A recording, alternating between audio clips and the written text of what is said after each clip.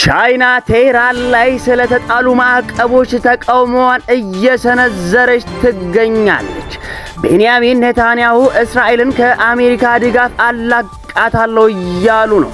በተጨማሪም ከኢራን ጋር ያለው ጦርነት አላበቃም ሲሉ እኒሁ ቤንያሚን ኔታንያሁ ገልጸዋል። ደቡብ ሱዳን ደግሞ የግብጽ ጦር ሰፈሮች እንዲዘጉ አዛለች። የሀገራችን ጠቅላይ ሚኒስትር ዶክተር አብይ አህመድ ከአይኤምኤፍ ዋና ዳይሬክተር ጋር ተወያይተዋል። ዓለም ላይ በየዕለቱ የማይሰሙ ጉዶች የሉም። መሽቶ ሲነጋ ተውሎ ሲከረም በየሰዓቱና በየጊዜው አዳዲስ አጀንዳዎችና አዳዲስ ወሬዎች አሉ። ዛሬም ዕለተ ሰኞ ግንቦት 3 ቀን 2018 ዓመተ ምህረት ዓለም እንዴት እንዳደረችና ዓለም እንዴት እንዳረፋፈደች እንዴት እንደዋለች ከዓለም ጉያ እስከ ኢትዮጵያ እንብርት ከተሰሙ ወሬ ነግራችኋለሁ። በቅድሚያም ይህ ወሬ ነጋሪ ነው። ከዓለም አቀፍ እንዲሁም ደግሞ ከሀገር ቤት ውስጥ ያገኘናቸውን ወሬዎች እየመራረጥን እናደርስላችኋለን። እናንተም ሰብስክራይብ እያደረጋችሁ የወሬያችን አድማጭ እንድትሆኑ ስል እጋብዛለሁ። በቅድሚያም ከሀገር ቤት ውስጥ ካገኘናቸው ወሬዎች እናልፋለን። የሀገራችን ጠቅላይ ሚኒስትር ዶክተር አብይ አህመድ ከዓለም አቀፉ የገንዘብ ተቋም ወይም አይኤምኤፍ ዋና ዳይሬክተር ጋር ክርስታሊና ጆርጂየቫ ጋር ውይይት አድርገናል ሲሉ አስታውቋል። ከዓለም አቀፉ የገንዘብ ተቋም አይኤምኤፍ ዋና ዳይሬክተር ክርስታሊና ጆርጂየቫ ጋር ተገናኝተን በኢኮኖሚያዊ እድገት በአጋርነትና ቅድሚያ በሚሰጣቸው የጋራ ጉዳዮች ላይ ውይይት ማድረጋቸውን ጠቅላይ ሚኒስትር ዶክተር አብይ አህመድ በማህበራዊ ገጻቸው ባጋሩት መልእክትና ምስል አስታውቋል። ለነበረን ጠቃሚ የሐሳብ ልውውጥና ቀጣይነት ላለው አጋርነት ምስጋና የላቀ ነው ሲሉ ዶክተር አብይ አህመድ የገለጹ ሲሆን ሁለተኛ ዓመቱን እየያዘ ያለው የማክሮ ኢኮኖሚ ማሻሻያ አፈጻጸም አይኤምኤፍ እንዴት እንደሚያየው በዝርዝር እንደሚገመገምም ይጠበቃል። ከዚሁ ከጎረቤታችን ያገኘነው ወሬ ደቡብ ሱዳን የግብጽ የጦር ሰፈር እንዲዘጋ ማዘዟ ይዘግባል። በዚህም የካይሮ ጦር በኢትዮጵያ ድንበር አካባቢ ያለውን የጦር ካምፕ ሊቀይር እንደሚችልም ተነግሯል። የደቡብ ሱዳን የፕሬስ ምንጮችን ጠቅሰው እንደዘገቡት ከሆነ ትዕዛዙ በቀጠናው የሚገኙ ሁሉም የግብጽ ወታደራዊ ካምፖች እንዲዘጉ የሚጠይቅ ነው ብለዋል። አሁን ደግሞ ከሀገር ቤት ውስጥ መረጃ ወጣ እንበልና ወደ መካከለኛው ምስራቅ ጎራ እንበል። ከኢራን ጋር ያለው ጦርነት አልተቋጨም ሲሉ እየተደመጡ ይገኛሉ። የእስራኤሉ ጠቅላይ ሚኒስትር ቤንያሚን ኔታንያሁ በኢራን ውስጥ የሚገኘው የበለጸገ ዩራኒየም ሙሉ በሙሉ እስካልተወገደ ድረስ አሁን እየተካሄደ ያለው ጦርነት እንደማያበቃ ነው እያስጠነቀቁ ያለው። ኔታንያሁ ከኢራን ጋር ያለው ውጥረት ገና መቋጫ እንዳላገኘና የቴህራን የኒኩለር መርሃ ግብር ዋነኛ ስጋት ሆኖ መቀጠሉንም ተናግረዋል። ጠቅላይ ሚኒስትሩ ከኢራን የሚሰነዘረው ጥቃትና ቀጠናዊ አለመረጋጋት አሁንም ባለበት በመሆኑ እስራኤል ዝግጁነቷን እንደማታቆም ገልጿል።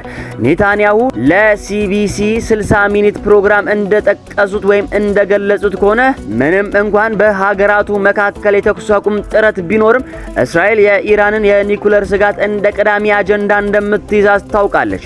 ይህ መግለጫ የወጣው በሁለቱ ሀገራት መካከል ያለው ወታደራዊና ዲፕሎማሲያዊ ፍጥጫ በከፍተኛ ደረጃ በጨመረበት በዚህ ወቅት መሆኑ ጉዳዩን አሳሳቢ አድርጎታል። እስራኤል የኢራንን የኒኩለር ተቋማት እንደ ትልቅ ስጋት የምትመለከተው ሲሆን ዓለም አቀፉ ማህበረሰብም በቴህራን ላይ ጫና እንዲያደርግ በተደጋጋሚ ስትጠይቅ ቆይታለች። እኒሁ ጠቅላይ ሚኒስትር ቤንያሚን ኔታንያሁ ደግሞ በሌላው ንግግራቸው እስራኤልን ከአሜሪካ ድጋፍ ማላቀቅ እንደሚፈልጉ ለሲቢሲ አያይዘው ገልጸውላቸዋል። የእስራኤል ጠቅላይ ሚኒስትር ቤንያሚን ኔታንያሁ ሀገራቸው ከአሜሪካ ወታደራዊ ድጋፍ ለማላቀቅ እንደሚፈልጉ እየተናገሩና እየተደመጡ ይገኛሉ። ኔታንያሁ እሁድ ዕለት ከሲቢሲ ጋር በነበራቸው ቃለ ምልልስ ወቅት በሚቀጥሉት 10 ዓመታት ከባህረ ሰላጤው ሀገራት ጋር ያላቸውን ግንኙነት በማጠናከር ከአሜሪካ ጋር የሚያገናኙትን ወታደራዊ ድጋፍ ለመቀነስ ጥረት እንደሚያደርጉ ተናግረዋል። ኔታንያሁ ለሲቢሲ ኒውስ 60 ደቂቃ ፕሮግራም እንደተናገሩት የአሜሪካን የገንዘብ ድጋፍ ባለን ወታደራዊ ትብብር ላይ ያለው የገንዘብ ድጋፍን ወደ ዜሮ ማውረድ እፈልጋለሁ ብለዋል። ኔታንያሁ እንዳሉት እስራኤል በአመት 3.8 ቢሊዮን ዶላር የአሜሪካን ወታደራዊ እርዳታ ታገኛለች። ዩናይትድ ስቴትስ እንደ አውሮፓውያን አቆጣጠር ከ2018 እስከ 2028 በድምሩ 38 ቢሊዮን ዶላር ወታደራዊ ድጋፍ ለእስራኤል ለመስጠት ተስማምታ ነበር። የዩናይትድ ስቴትስና የእስራኤል የገንዘብ ድጋፍ ትብብር ለመለወጥ ፍጹም ትክክለኛው ጊዜ ነው ሲሉ ኔታንያሁ ተናግረዋል። ቀጣዩ ምክር ቤት እስኪመጣ ድረስ መቆየት አልፈልግም ያሉት ኔታንያሁ አሁን መጀመር እፈልጋለሁ ሲሉ ተደምጠዋል። በመጨረሻም ለዛሬ ለዕለተ ሰኞ ግንቦት 3 2018 ዓመተ ምህረት የመጨረሻ ወሬ የምናደርገው የቻይናን ቁጣና የቻይናን ተቃውሞ ይሆናል።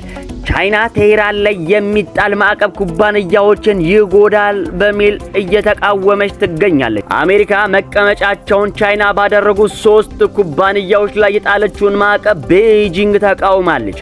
ቤጂንግ ተቃውሞዋን ያሰማችው ኩባንያዎቹ የኢራንን ወታደራዊ እንቅስቃሴ ደግፈዋል በሚል ወንጀላ ከቀረበባቸው በኋላ ነው።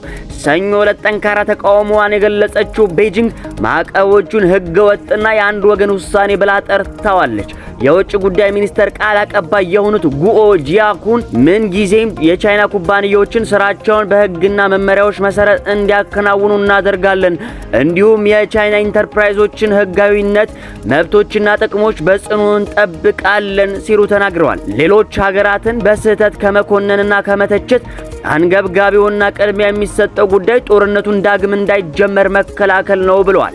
የአሜሪካው ፕሬዝዳንት ዶናልድ ትራምፕ ከሺ ጂንፒንግ ጋር ለመገናኘት በዚህ ሳምንት ወደ ቻይና ያመራሉ ተብሎም ይጠበቃል። ከግንቦት 5 እስከ 7 2018 ዓ.ም የሚቆየው ይህ ጉብኝት በ10 ዓመታት ውስጥ አንድ የአሜሪካ ፕሬዝዳንት ወደ ቻይና የሚያደርጉት የመጀመሪያው ጉዞ ይሆናል ተብሏል። ውድ አድማጮቼ ዓለም እንግዲህ እንደዚህ አድራለች፣ ዓለም እንግዲህ እንደዚህ አረፋፍዳለች፣ እንዲህም ውላለች። ይህ ወሬ ነጋሪ ነው። ከዓለም ጉያ እስከ ኢትዮጵያን ብርት የተመረጡ ወሬዎችን ያቀርብላችኋል። እናንተም ሰብስክራይብ እያደረጋችሁ የወሬያችን አድማጮች እንድትሆኑ ስል እየጋበዝኩኝ ለዛሬው ለዕለተ ሰኞ ግንቦት 3 ቀን 2018 ዓመተ ምህረት የያዝናቸው ወሬዎች እነዚህን ይመስላሉ። በሰላም ዋሉ፣ በሰላም አምሹ፣ በሰላም እደሩ። ጤና ይስጥልኝ።